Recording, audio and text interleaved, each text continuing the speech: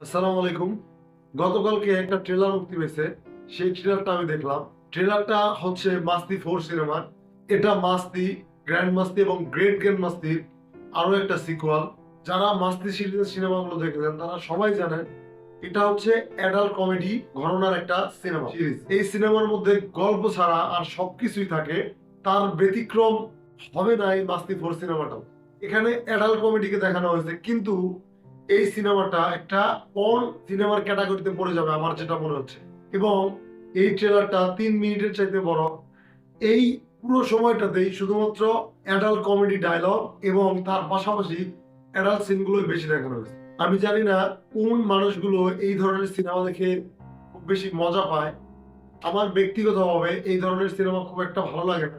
শুধুমাত্র adult cinema এজন্য ভালো লাগে না, বিষয়টা তারা ভালো না লাগার অন্যরকম কারণ হচ্ছে যে এই সিনেমাতে কোনো গল্প থাকে না, ঠিকঠাক মতো কোনো কমেডিও আমার কাছে ডেলিভার করতে পারে না। তার চাইতে বড় যে বিষয়টা হচ্ছে যে এই জিনিসগুলো আমাদের সমাজে অপসংস্কৃতিকে সরিয়ে দেয়।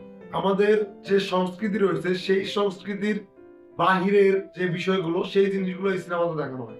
এই সিনেমাগুলোর মাধ্যমে সমাজের মধ্যে অশ্লীলতা খুব ভালোভাবে ছড়ানো হয়, যেগুলো আমাদের ছোট ছোট যে সকল ছেলেমেয়েরা রয়েছে তাদের মাথায় বিরূপ একটা প্রভাব ফেলে এবং সমাজে খুব খারাপ মেসেজ ডেলিভার করে। যারা গ্র্যান্ড মাস্তি বা গ্রেট গ্র্যান্ড মাস্তি সিনেমাটা দেখেছেন তারা খুব ভালো করেই জানেন যে এই সিনেমা দুটোতে কোন লেভেলের কতটা বাজেভাবে অ্যাডাল্ট সিনগুলোকে দেখানো হয়েছে এবং এই সিনেমার যে ডায়লগ গুলো সেই ডায়লগ গুলো কতটুকু অ্যাডাল্ট।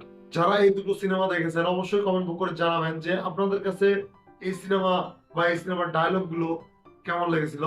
আমি ব্যক্তিগতভাবে মনে হয় না রেকমেন্ড করব মাস্তি 4 সিনেমাটা দেখার জন্য। আর যদি আমি এই সিনেমার ট্রেলারটা নিয়ে কথা বলি তাহলে আমার কাছে খুবই বাজে লেগেছে, খুবই বাজে লেগেছে, খুবই বাজে বাজে লেগেছে। যাই হোক, বেশি কথা বলবো না, আজকের মধ্যে এই পর্যন্তই। সবাইকে ধন্যবাদ।